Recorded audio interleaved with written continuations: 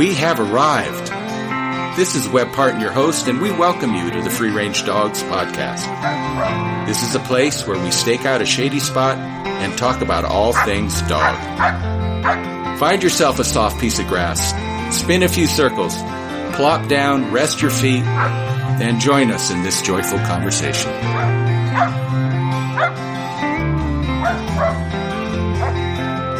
Hi, this is Webb Parton, Free Range Dogs podcast, and we have a great show today. We're going to be talking with a friend of mine, Ken Sullins. Ken, introduce himself and tell us about his history. He's a veterinarian and has been around the dog world for quite a while. Ken, how are you doing today? Good. Thanks a lot, Webb. Yeah, and thank you for being here. Go ahead and tell our folks about yourself. You're welcome. I'm happy to be here. As Webb said, my name is Ken. I'm a veterinarian, and in a very short time, it will have been 50 years. I am a board-certified equine surgeon.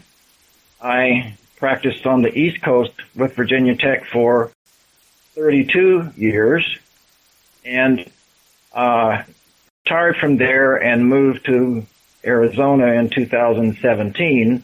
I'm now employed at Midwestern University in Glendale, Arizona. I am a lifetime hunter since I could lift a gun. In West Texas, when I was very small, I was the bird dog. I didn't get to shoot quail then. I eventually got to shoot dove. But I've hunted everything all my life that I had opportunity to do. As far as pointing dogs go, my first real exposure was, I'm going to say, 10-ish toward 10 years ago. I was invited to Oregon by some friends to hunt chukar, and that also included Hungarian partridge and valley quail, which was an excellent trip in southeast Oregon, and really got attached to pointing dogs. Of course, I had to leave and go back to Virginia, where I decided that maybe I didn't have enough opportunity to have pointing dogs of my own because there were really only good opportunities on pen-raised birds. Moving to Arizona, quail were everywhere. Of course, those are neighborhood quail, but it still got my attention. And so I started out after getting my own pointing dog at that point. And you have two German Wirehaired Pointers, boy dog and girl dog. As you said, these are your first pointing dogs. You had a couple of retrievers before. That's a kind of a big shift. The pointing dogs are kind of particular sorts of beasts, particularly German Wirehairs. Had you had experience with the Wirehair breed before? No, and I'm going to have to just say that I had the benefit of plain dumb luck. In early 2017, when I came here. Yeah. I decided very quickly I wanted a pointing dog, and my research into that was really short. I reviewed some breeds. I don't remember really having any advice. I'm sure I got some, but I don't really remember who I talked to. I hadn't met you then. So I settled on German Wirehaired Pointer. And so this was January or February of 2017. And so I started looking for dogs. Mm-hmm. And at that particular point, there were, that I could find, 2 litters of puppies in the western United States. And I mean, that were available within reason at that point. And one happened to be in Camp Verde, Arizona. So I got a hold of them, and they had a puppy left that I could get. And so it was a January litter. So it would have been March before I could get the puppy, but that's what I did. So that's where Sara came. She's now 6. And then eventually and we may talk about this later, I wanted a second dog, and I was very, very happy with her, and I was going to go through another season before I got another dog, but the breeder called and said they were going to breed that female for the last time, that I want one. And so I took it. Yeah. And so that's where I got my second dog. He is Jaeger, and he is 2 years younger than Sara and a full sibling. And you know, the thing about the Wirehairs are there's a very strong genetic pattern in them, and they kind of train themselves. They really do. You know, they just basically do everything right. You just sort of hang on for the ride.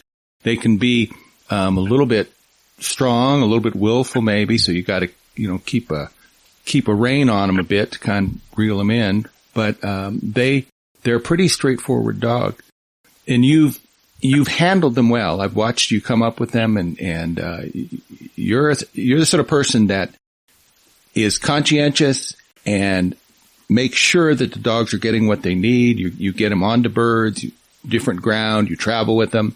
So they really have had, you know, the perfect introduction, and you now have a pretty good pair of dogs to work with. That's got to be a joy in your life to have been able to accomplish that. Yeah, it certainly is, and I appreciate your comments. My only goal was to ever, in getting the first dog, was to be able to take my dog and go out and hunt myself. I had no interest in any kind of trialing, any kind of certifications, or anything like that. I haven't even bothered to register my dogs. Mm-hmm. I just want them to hunt, and that is the slant that I took. I will say that being a veterinarian has been helpful in a lot of ways. Very early on, it was too much knowledge, I would say. I obsessed over spaying the female, about the timing to spay the female, because of their propensity in relation to mammary cancer. Mm-hmm. And from the very beginning, the time that she came to live with me, I was ignorant, of course. I read your book and a few other sources, but I was terrified I was going to do something to mess her up. And so I was very, very careful about that, and fortunately, I guess it didn't happen. And it also taught me to worry about that less than I over worried about it. So the second dog was much easier to get through those early stages, and also I'll say that he's an easier dog. That's a different thing. And so that has been kind of the way it goes. I let them, and I will say right now that to the listeners that you were a huge help, and I think that the way that occurred was I met another friend, Ross, when I picked Sara up. Mm-hmm. He was picking up a litter mate. And so we talked on the phone a bit, and I found some references and got to your book and eventually got to you. And you were incredibly helpful and an incredible wealth of knowledge. And I'll make one comment, and I'll kind of maybe go back to how we started and what we did, but I would call you periodically, probably in hindsight, way too much probably, to talk about things. Always a pleasure. And what I immediately noticed, because I'm a teacher, I'm an academician as well as a surgeon, and so I would be organized and I would have my observations laid out and questions that I wanted to ask. And I would tell you a couple things about what I was seeing, and you would start answering all my questions before I ever asked them. You would tell me what I was seeing. You would tell me what was going on. And so I oftentimes didn't even get to ask my questions because we just got through it. Mm-hmm. But I very much appreciated that. I think I had fewer questions with the second dog. But at any rate, Sara your philosophy and in your book is to let puppies be puppies, and that's what I did. I did not try to impart a lot of training or even obedience training, except the very basics, when they were young. And Sara got her woe training, I believe, after she was spayed. I decided to let her go through her first heat cycle and then spay her. And for that dog, and I can only speak to what I see in my dogs. I can't say what people should see or whatever. But that dog immediately, when that heat cycle was over, she was an adult. Mm-hmm. The puppy was sort of gone, even though she's still a puppy in some respects, but she just grew up after that heat cycle. And so I spayed her, but then growing on the woe training that you started her on, I continued on with the woe post and then evolving into birds and going from there, and gun training.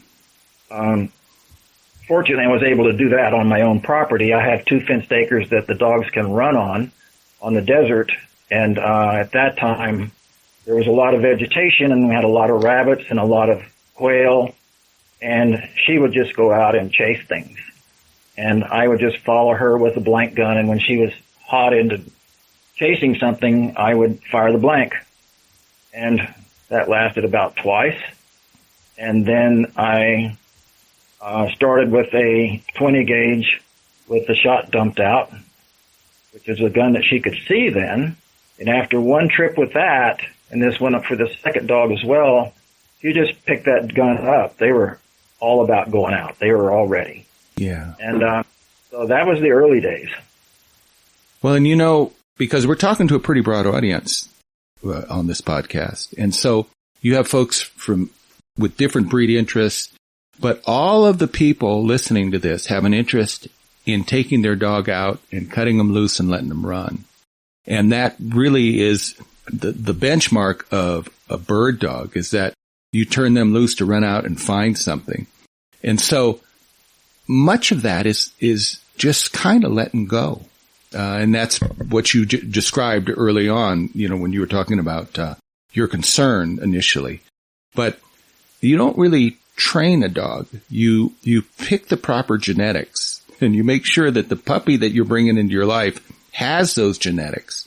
And then you address them within the culture that those genetics would dictate, be it a German Wirehaired Pointer or a Coonhound or a Border Collie.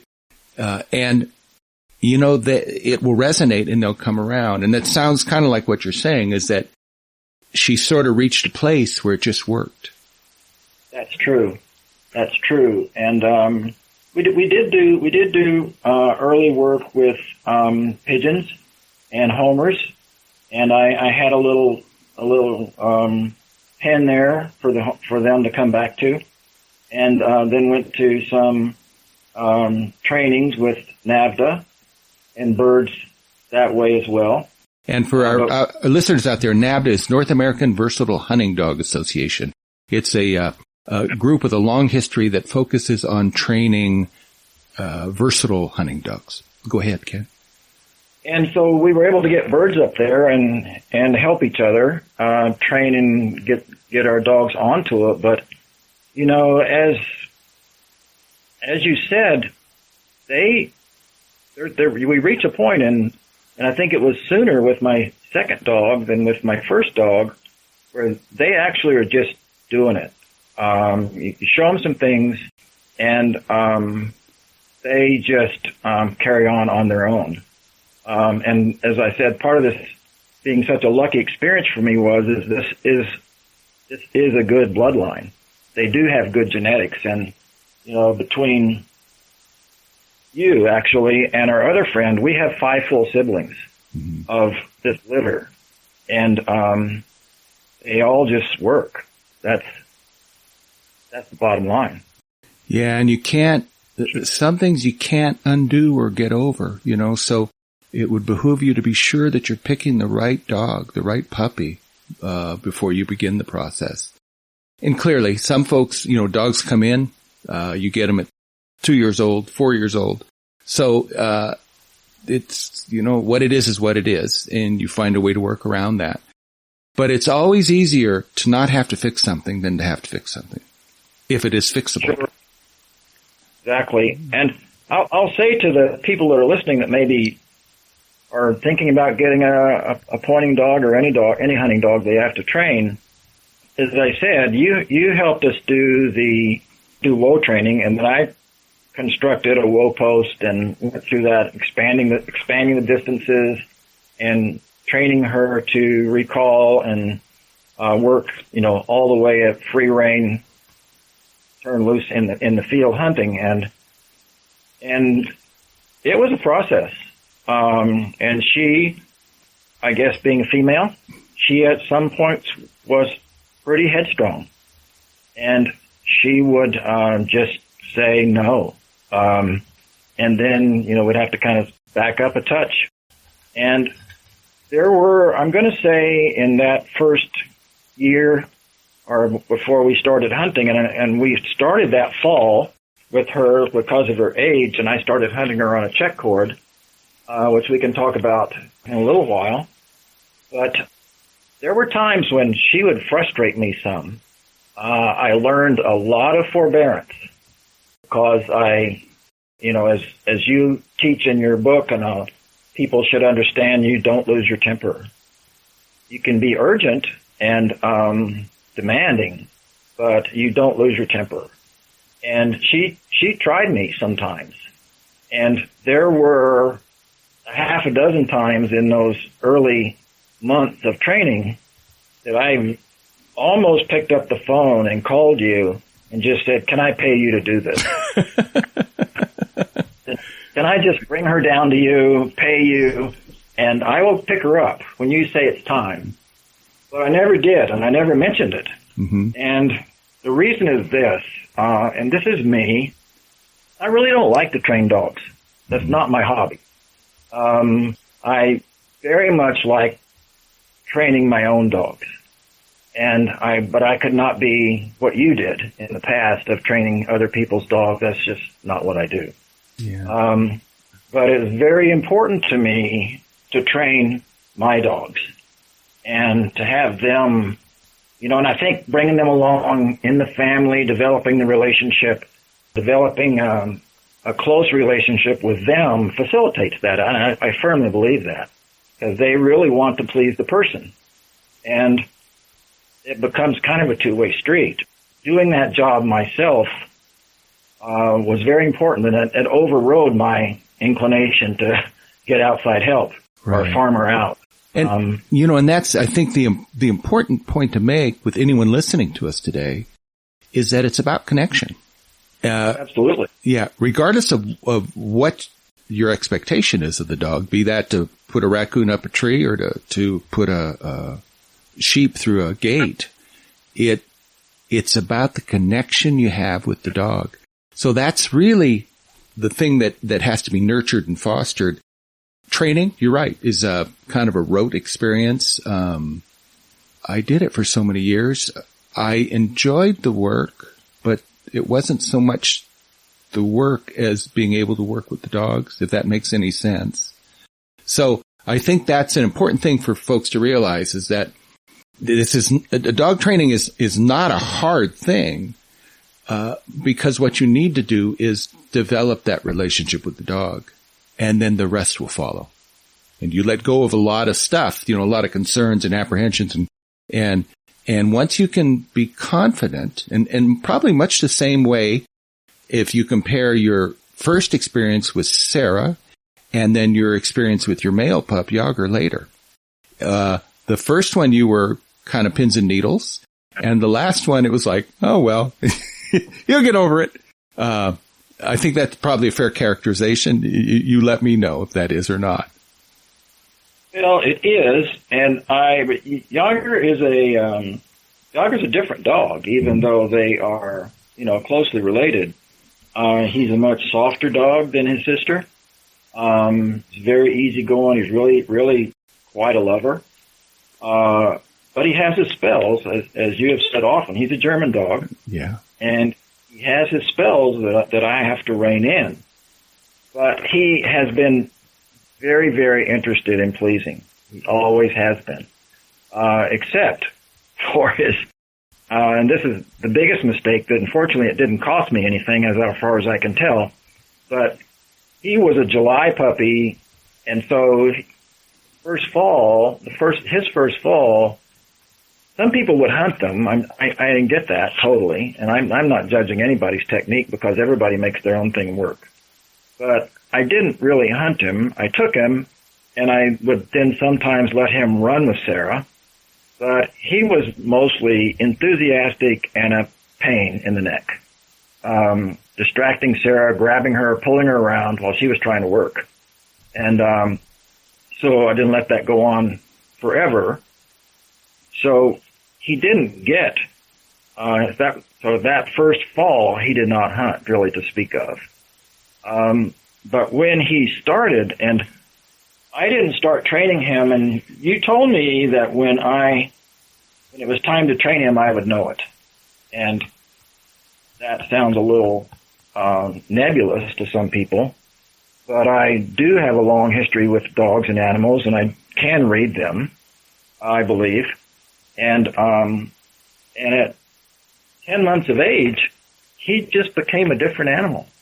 I mean, he's still a puppy, and he still is a puppy today, but he grew up. He got an entire new demeanor of himself then. And so you're correct. I could see it. Mm-hmm. And it didn't hurt us at all at that age, because at that point, we had missed the season, and he had just gotten a little bit of experience. So I started woe training then. And I retrained his sister in front of him. So we had a mini chain gang going, mm-hmm. Where we had a chain post. And so he would sit at the post and watch me take Sara, retrain her through woe training. And then when we got on the woe post, he would watch her. And then when he would do it, and he was actually better at it than she was, because she made some mistakes, because she can be a bit of a stubborn little cow. And but he barely made any mistakes, to be honest. Mm-hmm. And it made me suspicious that someday the other shoe was going to fall. Yeah, sometimes. He barely did.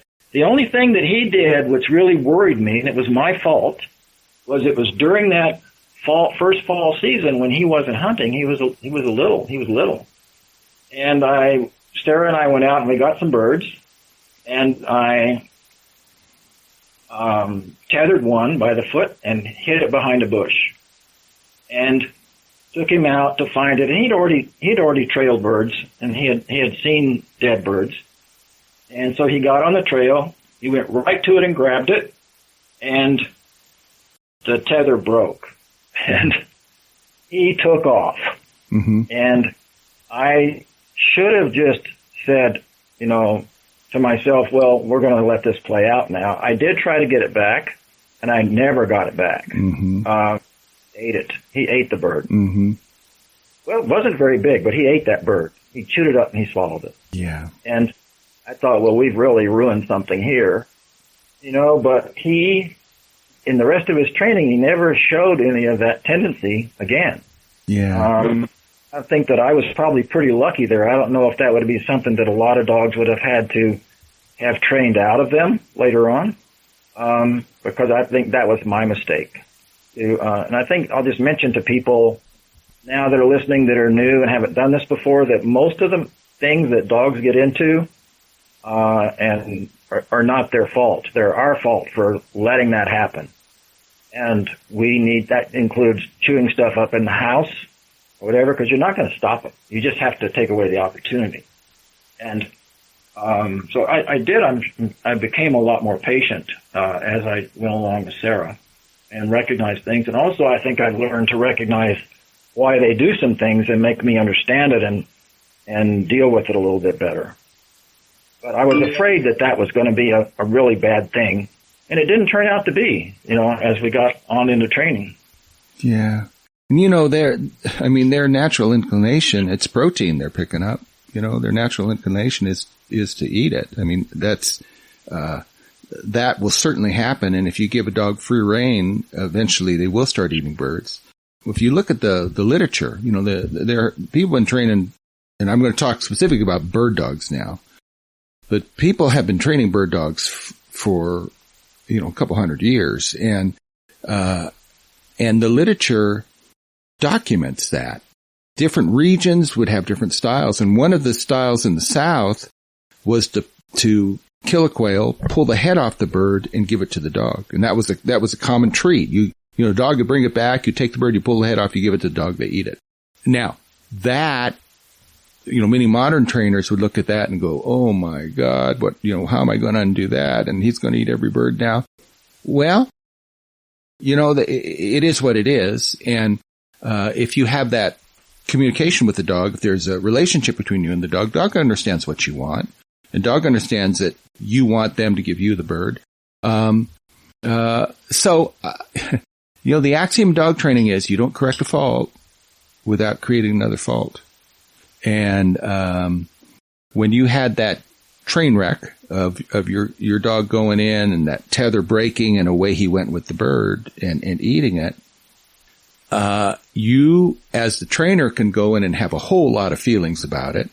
And much of what was going through your mind is, oh gosh, I've ruined him. What am I going to do now? How bad is this going to be? How do we undo this? Those sorts of things. Or you could kind of laugh it off and walk the other way and see if he didn't follow you back with that bird. That's probably how I would have handled it.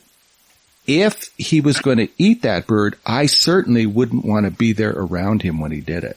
Because anything I would have felt, if I was apprehensive or concerned, he would pick up on. And then here he is with a bird in his mouth and me feeling bad about him with a bird in his mouth. Those are all the kind of things that go through my mind when I was training. I was trying to monitor, what am I telling this dog? Not necessarily even through any verbal cues or body language, but just in my own emotional state and the chemical cues I'm throwing off to this dog. So that's a trained process. You train enough dogs and you get kind of easy with it. Right. Yeah. Right. And I can, in remembering that, and that is certainly what I wish I had done. Uh-huh. It would have given me a little more peace of mind, I think, than him, the way it turned out. Yeah. But the expression that this puppy had on his face when he had that bird,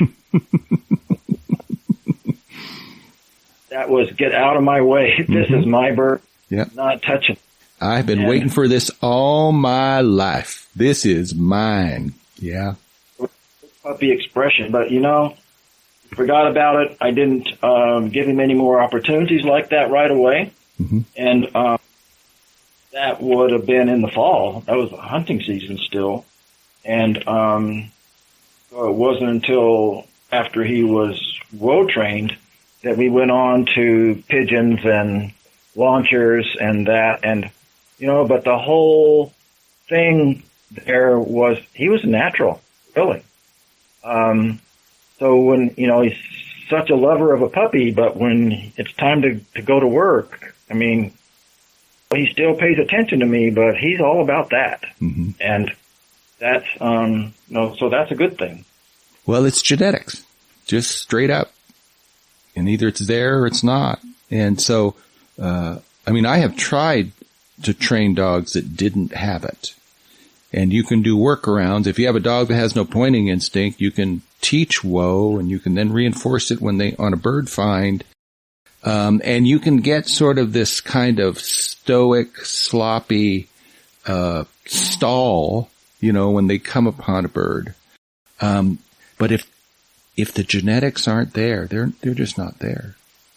So you're best to start with what you need rather than try and build a thing that doesn't exist already. And that again was plain dumb luck for me. That was, I didn't, it's not like I sorted through 50 breeders and bloodlines and records. This is just, they lived an hour from me and I went and bought it. Mm-hmm. And so that was me or fate doing something well for me. Yeah. It might be interesting to people to listen to the way some of that other training went with both dogs. if you want to spend Sure. 5 minutes on that. Sure.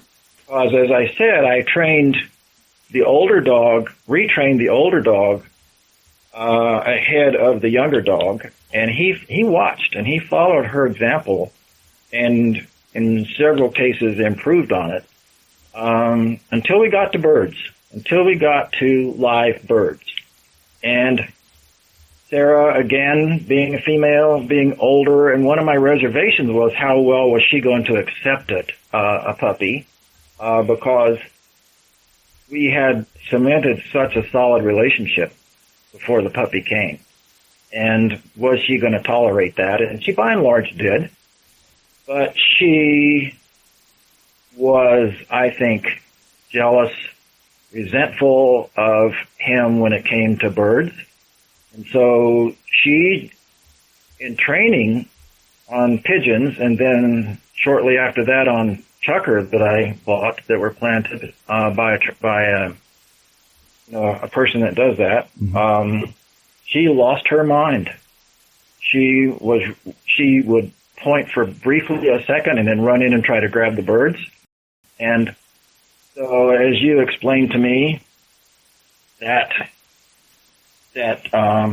released birds were just not going to be a thing for her anymore. And I let pigeons go, and then I bought some chucker. I bought 20 chucker that were planted out in that time of year at sunrise, at first light, because it would get so hot. And I intended to give half to Jaeger and half to Sara for training, and this was going to be Jaeger's first hunting season. And put the first bird out for Sara. She ran in on it and blew the bird. And so since that time, she has never had another pen-raised bird. She has never had anything but wild birds, and she never will again. She works fine on wild birds. And she immediately started working fine on wild birds after that. So when we got those chucker out, since she blew the first one, Jaeger pointed and retrieved 19 chucker. And so it became a windfall for him. But even though he's never exhibited any kind of off behavior with pen-raised birds, those are the last ones he's ever seen. And I'm just not going to do that anymore. And so, there are lots of people that refresh their dogs every year. And again, I'm not judging anybody. I'm not qualified to tell anybody how to do anything. But I know what works for these dogs. Yeah. And my experience has been that the smarter dogs turn off of planted birds pretty quick. And the smarter dogs enjoy the challenge of wild birds. They know what a planted bird is. And it can be kind of lackluster, and maybe they go ahead and they play the game for 1 or 2 or 3, but there's no real enthusiasm in it. It's not like wild birds where there's a real interplay and there's a chess match going on, and it engages that smart dog. So I've had multiple dogs that you reach a point where you're done with planted birds. It's wild birds from that point on. Yeah. And so between hunting seasons, we're just dogs, and we just yeah, nothing wrong with that. Look for exercise, ways to get fit in the middle of the Arizona summer. That's the challenge. Yeah, there's nothing wrong with that. Well, you've got a pretty good pair now, and so you're set for a while. Do you think that you will continue with wire hairs, or are you gonna? I read. To be honest, I don't read very many training articles anymore. I will act like I know everything in the world, but I have found something that works. And if I get another dog, I probably will do the same thing. I think I'm too old to experiment. People that I hear, they had this breed of dogs for so long, and then they decided to try this, and I've got something that works, and I don't see myself experimenting with other breeds. I love the dogs too. That's the thing. Yeah. I dislike other dogs either. I like all dogs, really. But this works. And this is gonna get off the subject a little bit, but it's not quite off the subject. It's a thing that I had written down to talk about later, but I think this is maybe the time, that 2 dogs work for me. I don't, I see single people that travel the country with 6 dogs, and if you're going to hunt every day and travel the country, you need some dogs. But I don't really want to own more than 2 dogs. Part of that is because I work full time, and so I'm don't really overtax having 2 dogs with my present lifestyle. If I were retired and hunted the whole fall season around the whole entire western United States, that might be different, but it's not right now. But for some reason, Sara turning 6 this year got my attention. That now she's halfway to being a fairly aged dog for a working dog. And she's still fine, and she survived stifle surgery. She had a TPLO last year, so she's done amazing. And that's partially because of recognizing it early, and partially because having a really incredible surgeon do the work, and that wasn't me. So she's fine. But I've been thinking about the 3rd dog, and I happened to read an article by a person that also is a veterinarian and was in the same situation and had an older dog and wanted to get a 3rd dog before that dog couldn't hunt anymore. And so that dog could help with the training. And it went through the processes of everything and how they decided to do that. And I'm certainly not going to do it prematurely, but I think that article helped in how to, kind of soften it. But, to be honest, I was intimidated by getting a 2nd dog after raising Sara. Yeah. I was a little bit afraid of that, but it turned out to be pretty easy. But having 3 dogs is a different ballgame than having 2. So I just thought I would ask your thoughts about that and see if you had any thoughts for people that are listening. Well, there is a profound difference. 1 dog, I think, is probably not enough. 2 dogs, they have each other. They can kind of create their own social network. You leave them at home, they're not sitting home alone. They can engage. The brain's working. 3 dogs is kind of the boundary. We are currently at 3 dogs here now. But, bear in mind, for me, for many years we had, 15 to 18 of our own here. Of course, I was guiding, and so these were dogs that, for the season to be on the road with them. I'd have 9, 10 dogs at a time with me wherever I was. And that is just work. That's just hard work. And so the point I made with someone here a while back, they were talking about, a 3rd or 4th dog. You can put 3 pet porters and an ice chest in the back of a pickup truck. You go to 4 dogs, you got no place left for the ice chest. And, the world changes a little bit, in terms of moving gear and that sort of thing. If you're hunting a lot, 3 dogs isn't necessarily a bad idea. And you're going to be at 7 years old with Sara, and that's about the time you bring a new dog on. And you don't know in terms of longevity how she's going to play out, but typically from about 10 to 13 years old, something bad happens. Yeah.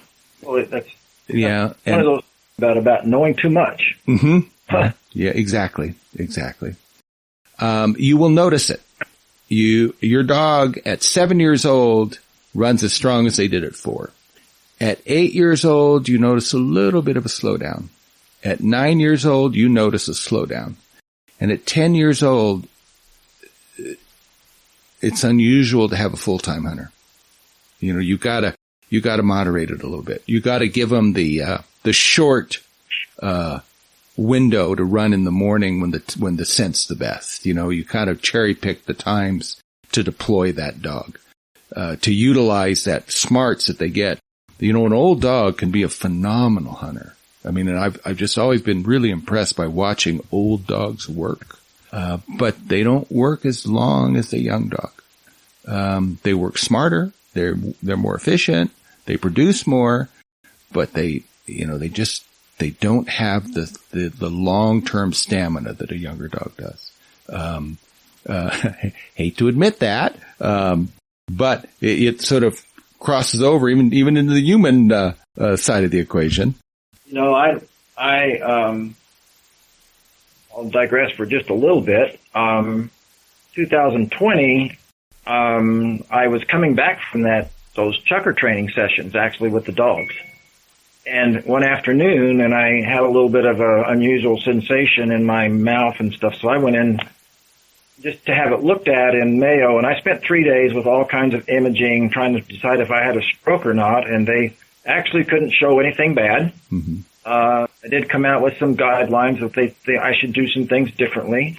But up until that time, I had been filing away all of these places I wanted to hunt when I retired, and things I wanted to do. And I decided, well, maybe I don't have that kind of time. Maybe I should start doing them. Yeah. And so that year, I started with one trip a year. I make one trip a year. I went to Texas that year. I went to Texas the next year, and that was a mistake. But at any rate, this year is going to be North Dakota. But I'm also slowing down, and not what I was 5 years ago. And I know people that are close to my age that have lost one of their dogs and won't get another one because they're afraid they will expire themselves before the dog does. Yeah. And so I plan to keep going as long as I possibly can. So if I was down to one dog, I'm sure I would get another one. Mm-hmm. But I would, but at any rate, we have to consider ourselves, mm-hmm. And can we actually do that anymore? And that's not the cross section of your listeners. They have, most of those people have time to look forward to for quite a while. But things can change that. Well, and that's an important, it's an important thing that most folks don't realize is that, you're only, one prognosis, one, bad, accident, one, tragic, circumstance away from where you don't necessarily want to be. And we don't know when that happens. So it behooves us to do the things that we want to do in our life. If you go and, you wait thinking you're going to do it tomorrow, you may not have tomorrow, and certainly you need to be an adult and prudent and, do all the things you have to do to maintain, the status quo. But that exuberance, that joy that a dog has, when you put Jaeger on the ground and he's having fun, that's where we need to be. That's the gift that they give us, is they allow us a window into that kind of, presence of life that dogs wear so well. Absolutely. Yeah. The truth is, Ken, that what's going to happen is that you have two dogs and you're comfortable now with those two dogs. And you may at some point see a third dog come along, and that third dog might be a 3-year-old that needs some place to be, and you'll be able to bring him on board or her on board and work her into your group. My sense of it is that we don't, we can make all the choices we want, all the informed, calculated decisions, but boy, life kind of does what it's going to do.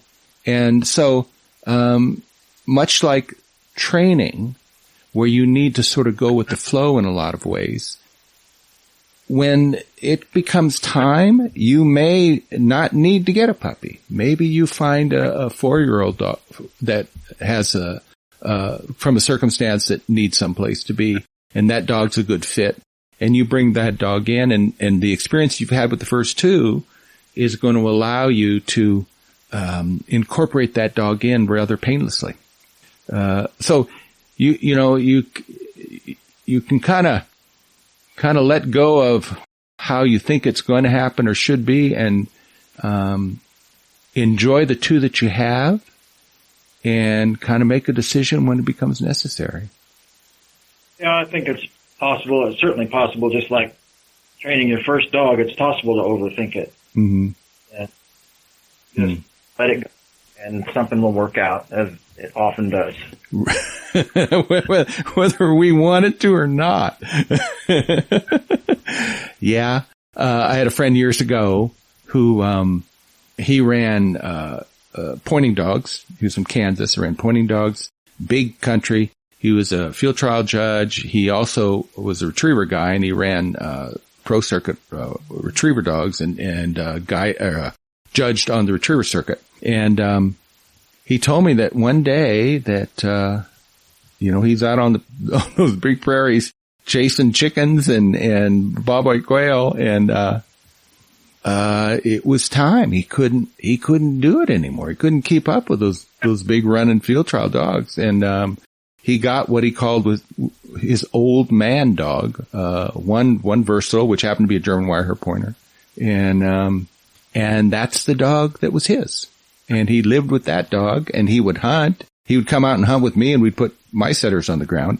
So he still had access to those pointers, and he could still watch them, and he's, friends in Kansas and other prairie states. But, he made a decision, and, he did what worked for him. Much like you've described with your two dogs, they work for you.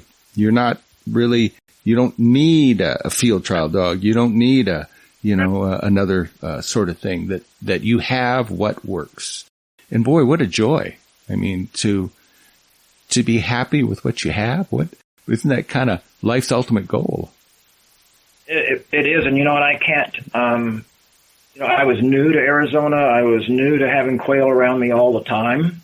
And, now looking back over the past 6 years, I can't imagine what I would be doing if I wasn't doing this. That's just what it is. I mean, it's these dogs, and it's just what we do. Mm-hmm. And, if I didn't have them, I have said fairly often to people that I know that I might hire a guide a couple times a year just so I could go shoot. I'd shoot a lot of clay targets, and, I wouldn't hunt nearly as much as I do, because it's about these dogs. It's about the experience with them as your family members, really. And they pull you along. I mean, I know for me, when I needed to be able to get out, and really couldn't hurt too much, my dogs were right there. Hey, buddy, we're sorry about your situation, but we really need to go out now. Come on, put your boots on. Let's go. And, they force rehab on you, that physical stuff that you've got to work through and make better. They're right there with you, pushing you to do that. Well, they actually make you want to. Mm-hmm. They actually make you want to. They don't. It's not like it's such a chore, mm-hmm. because you have something there to do it with. Mm-hmm. Yeah. Well, they are a gift. That is for sure. So, along these lines, I'll just expand a little bit. So, last spring, I fortunately was by myself.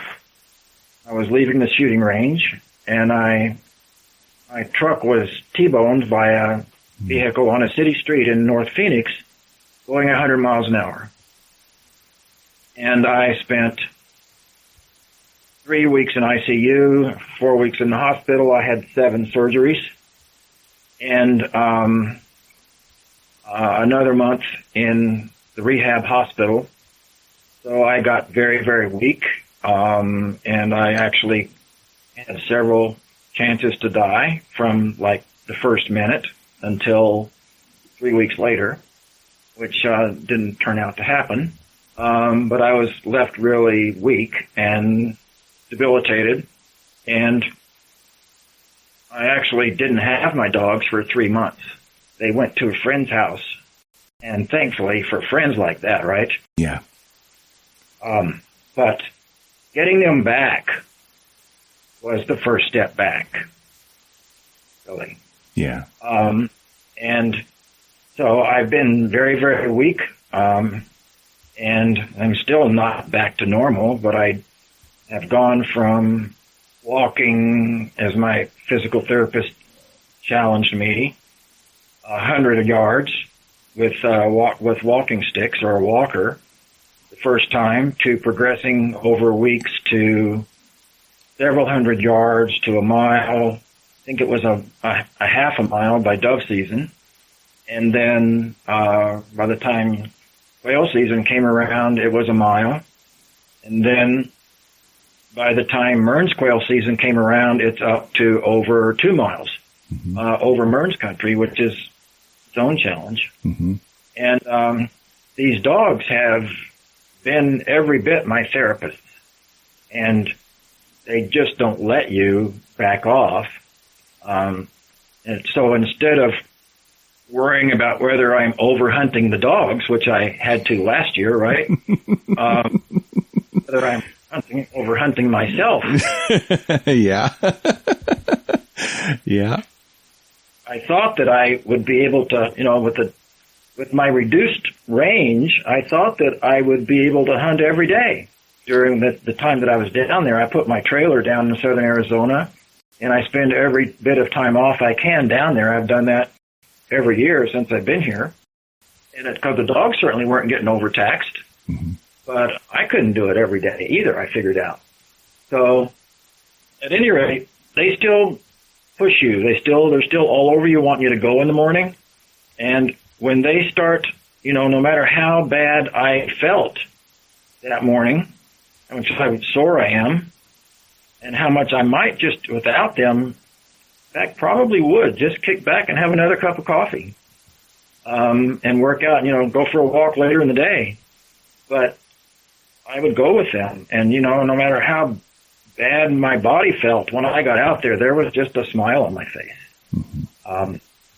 And, because they're doing their job, my job, I believe, is no matter how badly I would prefer not to, if I think that they're on point, or if the electronic shows me that they're on point, 50 yards over a ridge, I've got to get there. That's my job. And this year, there were some times I didn't make it. I tried, but I didn't necessarily make it in time. But it's still, the whole experience drives you. Mm-hmm. And I'm pretty comfortable saying that I'm in twice the condition I am now had I not been doing that. Mm-hmm. And I've still got a ways to go. I've got to get ready for North Dakota, right? In September. Exactly. Yeah.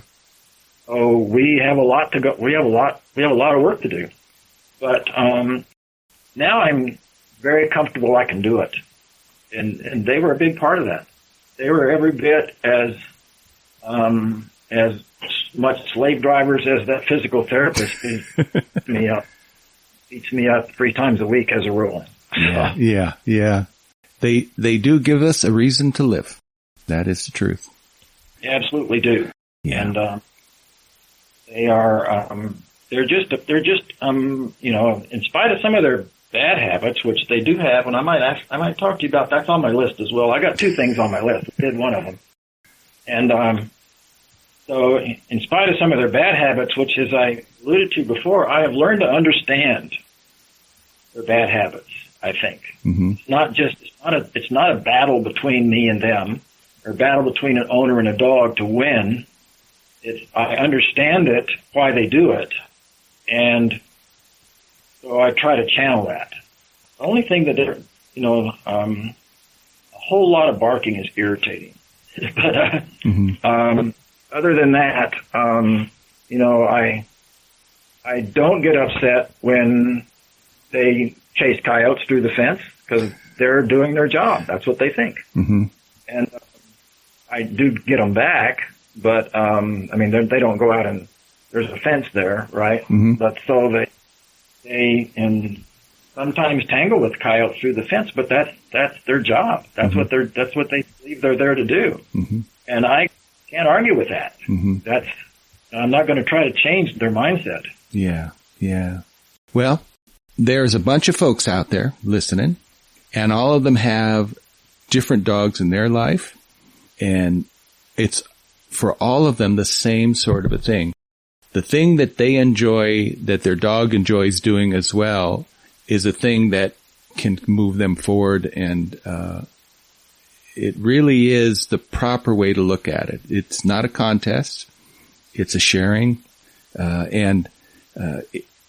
It's important that we try and think about how our dogs live, because they do it pretty well. They tend to live in the moment. They don't regret things per se, at least not for terribly long. And they are really an inspiration, and it helps us to live better lives ourselves. We are pushing our 1 hour mark, which is the target I try and shoot for. Is there anything you want to add, Ken?